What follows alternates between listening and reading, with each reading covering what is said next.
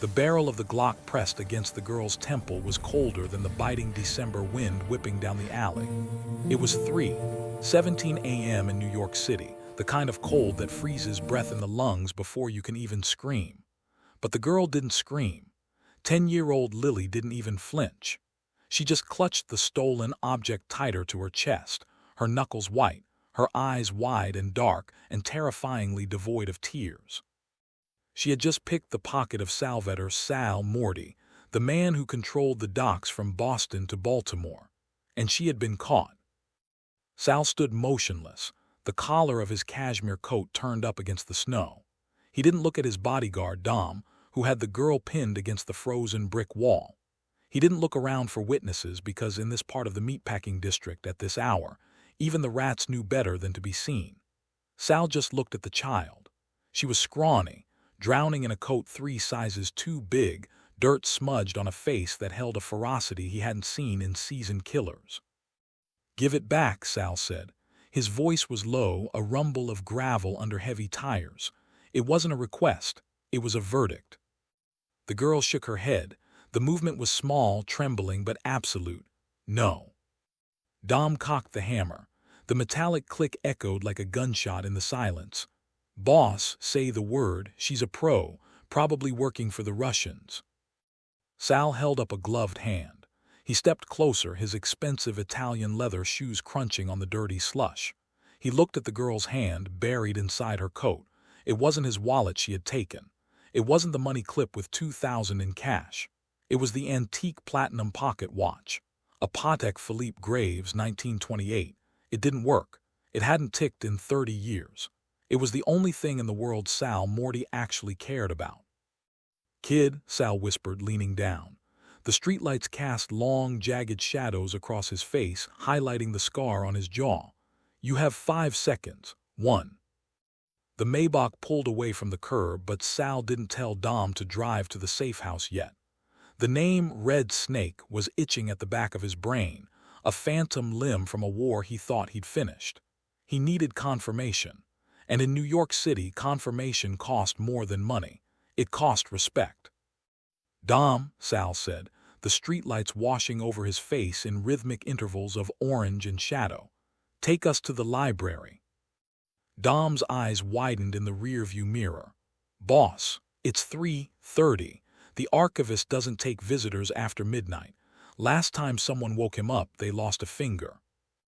"He'll see me," Sal said quietly.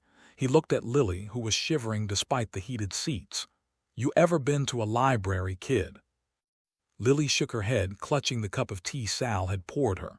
"School library. It smells like old carpet." "This one smells like secrets," Sal murmured. The car wound its way through the labyrinth of the Lower East Side, stopping in front of a nondescript pawn shop with iron bars on the windows. Sal got out, signaling for Lily to stay put, but she grabbed his coat sleeve. "Don't leave me," she whispered. Her fear was palpable, a living thing in the car. Sal hesitated. Taking a civilian, a child, into the archivist's den was against every rule, but leaving her alone with her thoughts was worse. "Stay close, don't speak, don't touch anything, and whatever you see, you forget it the second we walk out." They entered the shop. A bell jingled, a cheerful sound that felt horribly out of place. The front room was filled with junk, old typewriters, broken violins, dusty lamps. Sal walked straight to a bookshelf in the back, pulled a specific copy of Dante's Inferno, and the shelf clicked. It swung open. The room beyond was humid and smelled of cigar smoke and expensive ink. Walls were lined with filing cabinets. In the center sat a man who looked like he was made of parchment paper, the archivist. He was polishing a pair of spectacles. "Salvatore," the old man rasped, not looking up. "You bring a stray kitten into my sanctum, you're slipping." "The kitten has claws," Sal said, guiding Lily to a leather chair. "I need intel, Arthur. A crew operating in the meatpacking district. Fake ambulance. Scrubs. Tattoo of a red snake eating its own tail." The archivist stopped polishing. He looked up, his eyes magnified to impossible sizes by his glasses.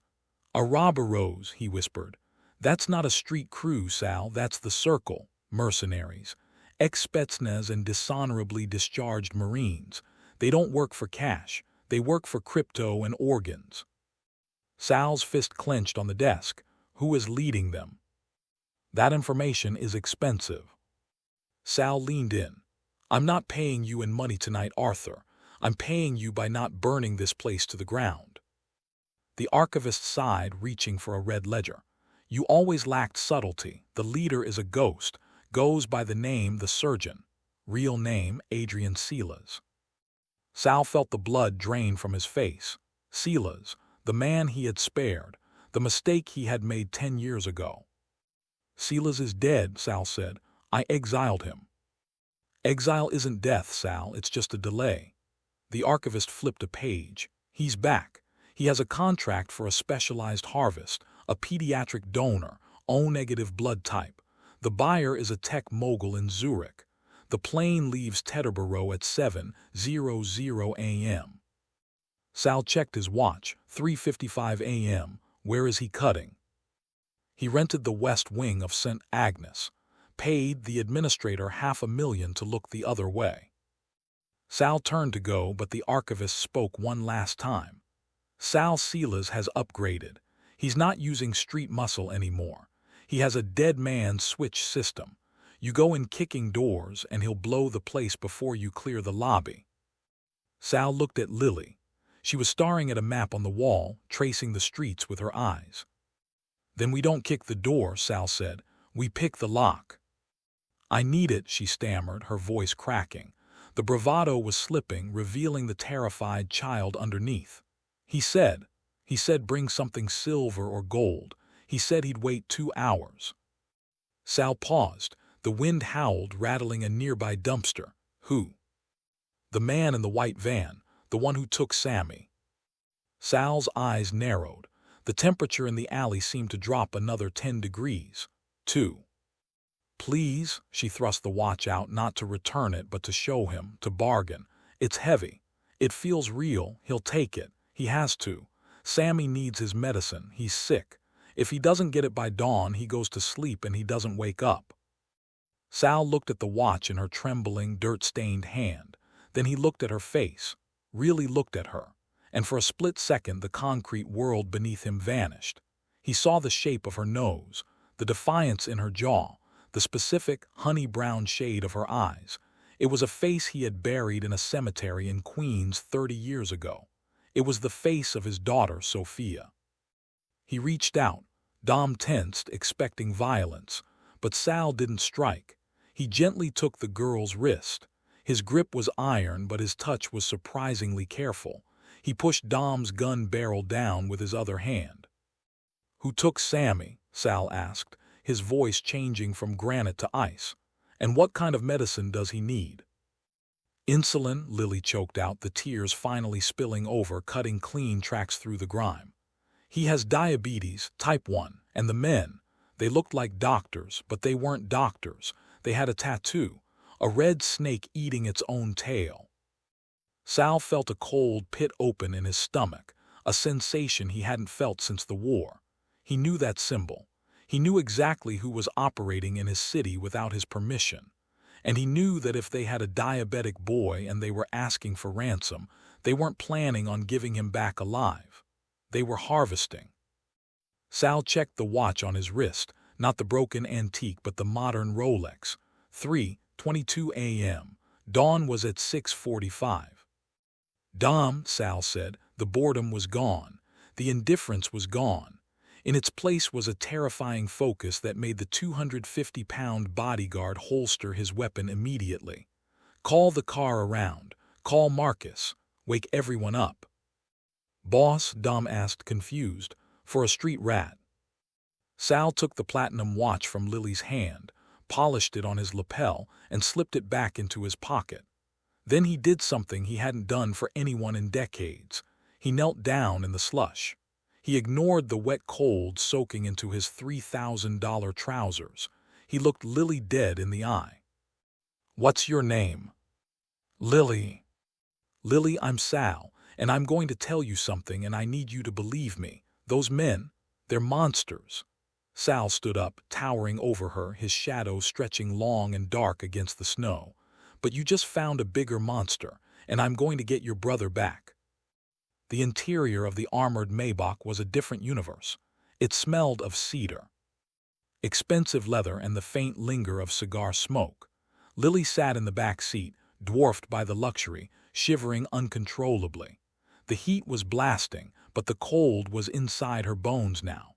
Sal didn't say a word as he poured a cup of tea from a silver thermos kept in the center console. He added 3 packets of sugar. "Drink," Sal commanded, handing it to her. "The sugar helps the shock." She took it with both hands, the ceramic warm against her frozen palms. She took a sip, her eyes darting around the car, finally landing on the man sitting next to her. He was on his phone, speaking in a language she didn't understand, sharp, clipped Italian, but the tone was unmistakable. It was the sound of a storm gathering. He hung up and looked at her. His face was unreadable, a map of hard decisions and harder consequences.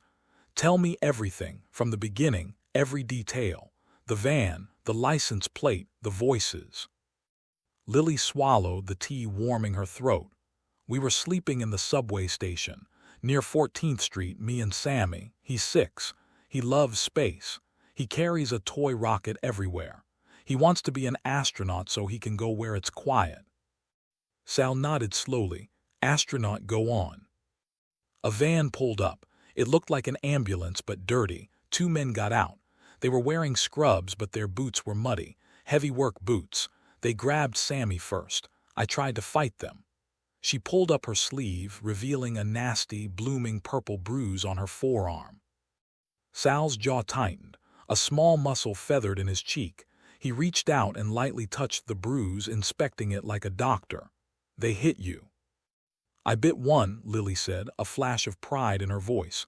"He tasted like pennies." "Good girl," Sal murmured. "The driver," he laughed. "He gave me a note. Said if I wanted to see Sammy again, I had to bring payment to the shipping yard by the river, Gate 4, before the sun comes up. He said if I was late or if I brought cops, Sammy would be donated to science." "Gate 4, Sal repeated. He looked at Dom in the driver's seat. "That's the derelict pier. The city condemned it last year. Structural instability."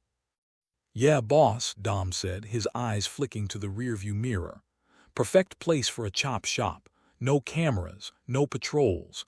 Sound of the highway drowns out the screaming." Sal turned back to Lily. "Why me? Why did you pick my pocket?" "You looked like you had money," Lily said honestly. "And you looked far away. Sad people don't pay attention to their pockets." Sal let out a short, dry huff. It wasn't quite a laugh, but it was close. "You're sharp, kid. Too sharp for this life." His phone buzzed. It was Marcus, his advisor. Sal put it on speaker.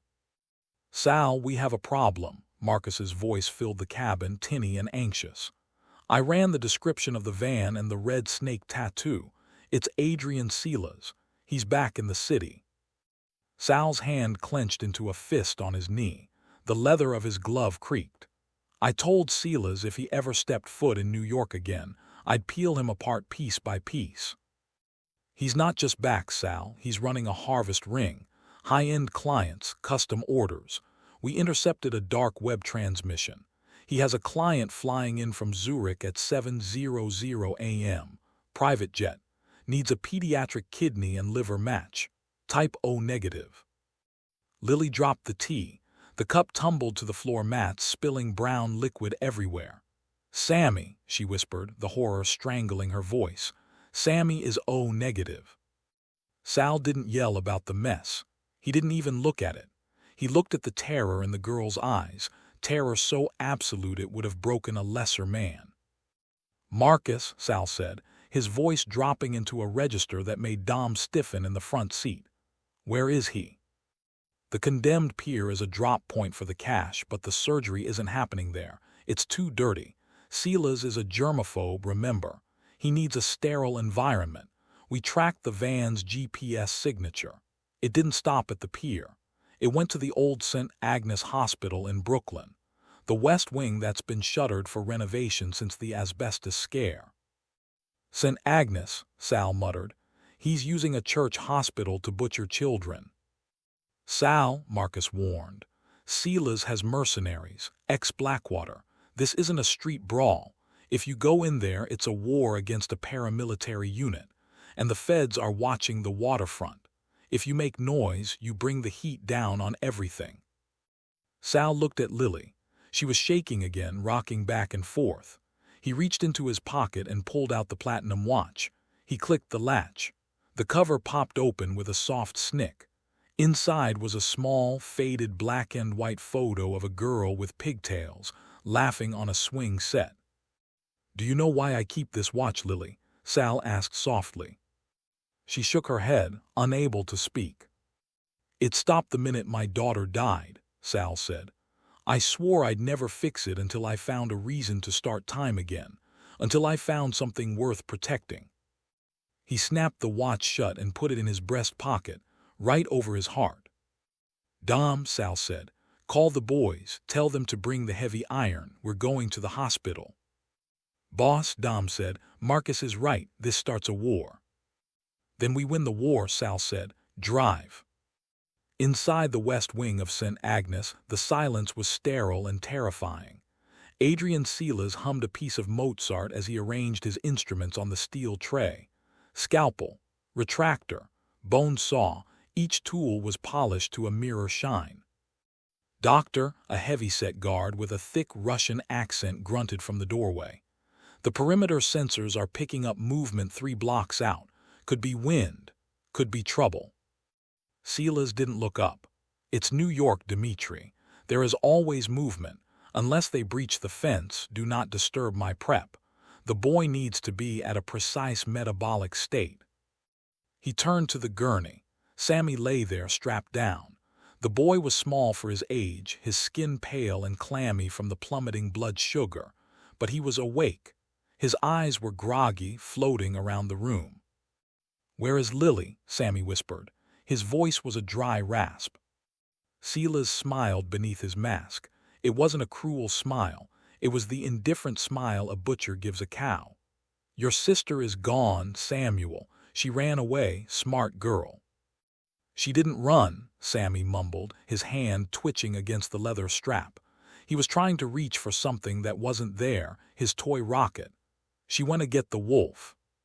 Silas paused. "The wolf." "Mama used to tell us stories," Sammy slurred, fighting the insulin fog. "When the monsters come, you call the wolf. He eats the monsters." Silas laughed. It was a cold, sharp sound. "There are no wolves here, Samuel, only science. You are going to be part of something magnificent. Your liver is going to save a very important man, a man who builds satellites. In a way, you are going to space." He checked the monitor. Heart rate 55, glucose 40. 10 minutes to incision, Silas announced. "Dimitri primed the anesthetic. I want him pliable, not dead, not yet." Sammy closed his eyes. He didn't cry. He just visualized his rocket ship. 543. He imagined the engine starting. He imagined the fire. Outside, the wind howled against the boarded-up windows. But Sammy didn't hear wind. He heard an engine. A low, powerful rumble of a V12 engine. The wolf is coming, Sammy thought, and he's hungry. The convoy of 6 black SUVs tore through the snowy streets of Brooklyn like a funeral procession, moving at 100 miles an hour. The city blurred past, gray buildings, yellow streetlights, the sleeping world that had no idea what was moving through its veins. Inside the lead car, the atmosphere was thick with tension. Sal was checking his weapon, a custom 1911 with pearl grips. He racked the slide, the metallic clack-clack loud in the quiet cabin. Lily watched him, her eyes wide. "Are you a policeman?" Sal paused. He looked at the gun, then at the girl. "No." "Are you a bad guy?" Sal looked out the window at the passing darkness. "Yes, I am." "But you're helping me." "Being a bad guy doesn't mean you're wrong," Sal said, enigmatic. "It just means you don't call for help. You handle it." "Will you kill them?" Lily asked. Her voice was small but steady. Sal debated lying. He debated giving her the soft answer, the one that preserved what little childhood she had left. But he looked at the bruise on her arm. He looked at the desperation that had driven a 10-year-old to mug a Mafia Don. Her childhood was already gone. "Yes," Sal said. "Good," Lily said, and she turned back to the window. The car screeched to a halt 2 blocks from St. Agnes. The old hospital loomed against the night sky, a hulking skeleton of brick and dark windows. It looked like a tomb. Only the west wing showed faint signs of life. A few windows covered with heavy black tarps, the faint hum of a commercial generator struggling against the cold. Sal opened the door. The wind howled, carrying snow sideways. "Dom, you stay with the girl, lock the doors, keep the engine running. If I don't come out in 30 minutes or if anyone comes near this car who isn't me, you drive. You take her to my sister in Jersey. You understand?" "Boss," Dom argued, panic edging into his voice. "You can't go in the front, let me take point. Silas has." "I have 12 men coming around the back," Sal cut him off. "I need you here. She's the priority. If they get past us, they come for her to silence the witness. Guard her with your life, Dom, or don't bother coming back." Dom nodded, swallowing hard. "Yes, boss." Sal stepped out. He adjusted his coat, checked his gloves, and began to walk toward the building. He didn't run. He walked with the terrifying purpose of a man who owned the pavement he stepped on. He was the wolf of New York, and he was hunting. Behind him, the window rolled down just a crack. "Sal." He stopped and turned. "Sammy," Lily yelled over the wind. "He's scared of the dark. Tell him I'm coming." Sal nodded once, a solemn vow. "I'll tell him." Sal didn't walk to the front door. That was a suicide run. The archivist had warned him about the perimeter traps.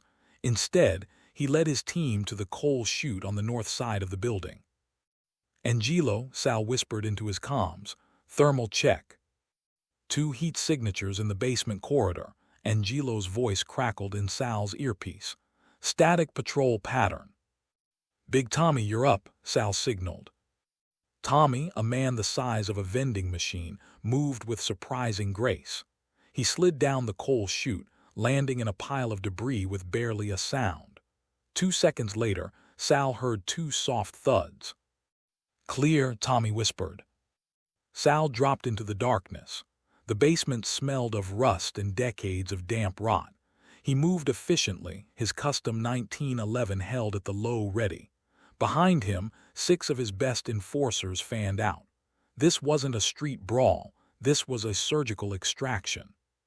They moved up the stairwell. The 3rd step creaked. Sal froze. Above them on the landing, a guard turned. He was wearing tactical gear, night vision goggles flipped up. He saw Sal. The guard reached for his radio. Sal didn't hesitate. He fired once. The suppressed shot sounded like a heavy book being dropped flat on a table. The guard's head snapped back and he crumpled. "We're burned," Sal hissed. The body drop was too loud. A siren began to wail, a low, rhythmic pulse throughout the building. Silent alarm. "Plan B," Sal roared, abandoning stealth. "Go, go, go." They burst through the stairwell door into the main hallway of the West Wing. The corridor was a kill zone. At the far end, behind an overturned nurse's station, 3 of Silas's mercenaries opened fire. Automatic gunfire shredded the drywall next to Sal's head. He dove behind a concrete pillar, plaster raining down on his cashmere coat. The noise was deafening, the crack, crack, crack of AK-47s echoing in the tiled hall. "Suppressing fire," Angelo yelled. Sal's men unleashed hell. Submachine guns sprayed the nurse's station, sending papers and wood splinters flying. Sal checked his mag. 7 rounds. He looked at the distance, 50 feet, no clear shot. "Dom," Sal shouted into the comms. "Distraction." Outside, Dom, who was guarding Lily, revved the Maybach's engine. He rammed the SUV straight through the boarded-up glass doors of the lobby entrance, 50 feet behind the mercenaries. The crash was catastrophic. Glass shattered, wood splintered, and the headlights of the Maybach blinded the mercenaries from behind. "Clear right," Sal yelled, stepping out from cover. He fired 3 times. 2 mercenaries dropped. The third scrambled for cover, but Angelo caught him with a flank shot. The hallway fell silent, save for the hissing radiator and the groans of the dying men. Sal walked past the bodies, stepping over the shattered glass. He didn't look down. His heart was hammering, but his hands were steady. He reloaded his weapon, the magazine clicking home with a sound of finality. "Status," Sal barked. "2 wounded," Angelo reported, clutching his own arm where a bullet had grazed him. "But we're combat effective." "Block the exits," Sal ordered. "Nobody leaves. If it moves and it isn't a kid, put it down." He approached the double doors of the operating theater. The red light above the door was blinking now, syncing with the alarm. Sal took a breath. He touched the pocket watch over his heart. Tick, tick. He wasn't just a boss anymore. He wasn't just a criminal. He was the wolf, and he was about to blow the house down. "Breaching charge," Sal commanded. The entry was surgical. Sal's team, a dozen men who had been with him since the street wars of the 90s, breached the service entrance with silencers and bolt cutters. There was no shouting, no chaotic gunfire, just the soft fut-fut of suppressed rounds taking out the perimeter guards before they could reach their radios. These were men who painted houses in red. They knew their trade. Sal moved through the hallways of the abandoned hospital. It smelled of mold, old dust, wet rot, and underneath it all, the sharp chemical tang of antiseptic. It was the smell of Adrian Silas. Silas hadn't always been an enemy. 10 years ago, he was a brilliant surgeon on Sal's payroll. He stitched up bullet wounds off the books. But then Sal found out about the side business. The children. Sal had run him out of town, put a blade to his throat, and told him to vanish. He should have slit the throat. It was the one time Sal had shown mercy. He wouldn't make that mistake again. They reached the double doors of the surgical suite. A red light was on above the door, in use. Sal felt a rage so hot it almost blinded him. It pushed against his ribs, demanding release. He signaled to Angelo, his second in command. Angelo placed a breaching charge on the lock. 3, 2, 1. The explosion was deafening in the confined hallway. The doors blew inward, twisting on their hinges. Sal stepped through the smoke before the debris even settled, his gun raised, his eyes scanning. The room was blindingly white. Portable surgical lights illuminated an operating table in the center. Monitors beeped with a steady, rhythmic cadence. And there, strapped to the table, small and pale under a blue sheet, was a boy. Standing over him was a man in immaculate blue scrubs, a surgical mask covering his face, a scalpel in his gloved hand. He looked up, his eyes cold and dead behind wire-rimmed glasses. Adrian Silas. Surrounding him were 4 guards, mercenaries with assault rifles. They raised their weapons instantly. "Don't," Sal said. His voice wasn't loud, but it cut through the room like a razor. "You fire and the oxygen tanks in the corner go up. We all die. And I don't think you want to die today, Adrian." Silas lowered his scalpel but didn't step away from the boy. He pulled down his mask slowly. His face was gaunt, his skin pale and scrubbed raw. He smiled, tight and mirthless. "Salvatore, you're interrupting a very delicate procedure." "You're cutting up a kid, Adrian," Sal said, moving slowly into the room, his gun trained on Silas's head. "That's against the rules, even our rules." "Rules are for poor people," Silas sneered. He gestured to the boy with the bloody scalpel. "This isn't murder, Sal. This is commerce, pure and simple. The client pays $5 million. I provide the product. The boy is unconscious. He feels no pain. It's more mercy than the streets would have given him." Sal glanced at the monitor. The boy's heart rate was steady but slow, too slow. "Step away from the table." "Or what?" Silas laughed. He placed the tip of the scalpel against the boy's exposed throat. "You shoot me, my hand slips." He bleeds out in seconds. You can't take the shot, Sal. You're getting old. Your hands shake. I remember how they shook when Sophia died. Sal froze. The name hit him like a physical blow. I tried to save her, remember, Silas continued, his voice oily.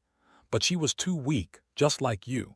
You couldn't save her then, and you can't save this trash now. Sal stopped. He was 10 feet away. The guards had their weapons trained on him. His own men were at the door, but they didn't have the angle. It was a stalemate, and the clock was ticking. The monitors showed the boy's vitals dropping. The insulin shock was setting in. You're right, Sal said. He lowered his gun slightly. I am getting old. Maybe I'm tired of fighting. Silas smiled, triumphant. See, reason prevails. Walk away, Sal. Take the girl outside. I know she's there. I won't touch her. Leave the boy. He's already gone. Sal looked at Sammy. He looked at the astronaut pajamas folded neatly on a chair in the corner. He thought of the Patek Philippe in his pocket. He thought of Lily biting a man to save her brother. I have a counteroffer, Sal said. Oh. I don't shoot you, Sal said, and you don't die screaming. Silas frowned. I don't underst. Sal didn't shoot Silas. He didn't shoot the guards. He shot the cable of the massive, antique surgical light suspended above the table. The heavy fixture, a relic of the 1950s, snapped loose. It swung down violently, crashing into Silas and knocking him backward away from the table. Sparks showered the room as the bulb shattered. The room plunged into semi-darkness, lit only by the sparks and the green glow of the monitors. Now, Sal roared. The room erupted. Sal's men poured in. The sound of gunfire was deafening, a cacophony of thunder in a tiled box.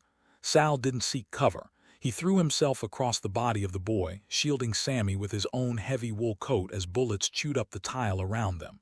He felt a sharp burn in his shoulder, a graze, but he didn't flinch. He covered the boy's ears, whispering a prayer he hadn't said in decades. When the shooting stopped, the silence was heavy. The smell of cordite overpowered the antiseptic. Sal stood up, wincing. Silas was on the floor, pinned under the light fixture, groaning, his leg twisted at an unnatural angle. He reached for a fallen gun. Sal walked over to him. He stepped on Silas's hand, crushing the fingers. Silas screamed. You, Sal said, looking down at the broken man. You're bad for business. Sal, please, Silas wheezed. I can pay you. I have millions in offshore. Keep it, Sal said. He turned to Angelo. Call the cops. Anonymous tip. Tell them he's the butcher of Brooklyn and leave the evidence. Leave everything. You're leaving him alive? Angelo asked, surprised. Death is too easy, Sal said. Let him rot in a cage where everyone knows what he did to kids. General population will take care of him by lunch. Sal turned back to the table. He ripped the straps off Sammy's wrists. The boy was pale, his skin clammy. Sammy, Sal whispered. Sammy, wake up. The boy didn't move. Angelo, Sal shouted. The insulin, did we get it? Angelo ran in, holding a small medical cooler they had found in the van. Got it, boss. Still cold. Sal, who had killed men with his bare hands, who controlled unions and shipping lines, found his hands shaking as he drew the insulin into a syringe. He had watched his wife do this for her mother years ago. Pinch the skin. 45-degree angle. He prayed he remembered the dosage. He prayed to a god he had forsaken that he wasn't too late. He administered the shot. Then he picked the boy up.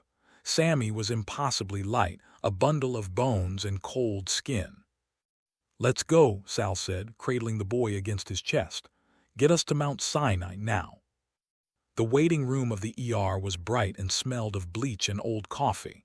Sal sat in a plastic chair, his $3,000 coat ruined with blood and oil. He hadn't left. He refused to leave. Dom stood by the vending machine looking uncomfortable. Boss, the cops are asking questions. We should go. The lawyers can handle this. We stay, Sal said. He was staring at the clock on the wall. 6:42 a.m., almost dawn. The doors opened. Lily came running in. Dom had brought her up once the area was secure. She saw Sal and stopped. She saw the blood on his shoulder. She saw the exhaustion etched into his face. "Sal," she whispered. Sal stood up. He knelt down again, ignoring the searing pain in his shoulder, bringing himself to her eye level one last time. "He's okay," Sal said. "The doctors said he's stable. He woke up 10 minutes ago. He asked for the girl who bosses him around." Lily let out a sound that was half sob, half laugh. She threw herself at Sal, wrapping her thin arms around his neck. Sal froze for a second. It had been 30 years since a child hugged him. 30 years of cold rooms and empty houses. Slowly, awkwardly, he wrapped his good arm around her. He held her tight, feeling her small heart beating against his chest. "You saved him," she cried into his neck. "You saved us." Sal closed his eyes. He thought of the empty years. He thought of the monster he had become to survive, and he realized she was wrong. "No, kid," he whispered, his voice thick with emotion. "You saved me." The courtroom was quiet. The judge, a stern woman who had sentenced 3 of Sal's associates in the past, looked over her glasses at the paperwork. She looked at Sal, who was wearing a new suit, his hair trimmed, looking every bit the legitimate businessman he pretended to be. Beside him sat Lily and Sammy, both wearing new clothes. Sammy was holding a toy rocket ship. "Mr. Moretti," the judge said, "this is highly irregular. Your reputation precedes you. The state usually does not grant guardianship to men with your background." "People change, Your Honor," Sal said smoothly. "And these children have no one. I have the means, I have the home, and I have the desire." The judge looked at Lily. "Lily, do you want this? You know who this man is. You know what they say about him." Lily looked at Sal. She didn't see the mafia boss. She didn't see the wolf of the north. She saw the man who sat by her brother's bed for 3 nights straight. She saw the man who learned how to count carbohydrates for Sammy's meals. She saw the man who let her paint his nails purple because she said it was a royal color. "Yes," Lily said firmly, "he's my dad." The judge sighed, looking at the 2 children leaning into the old gangster. She picked up her gavel. Petition granted.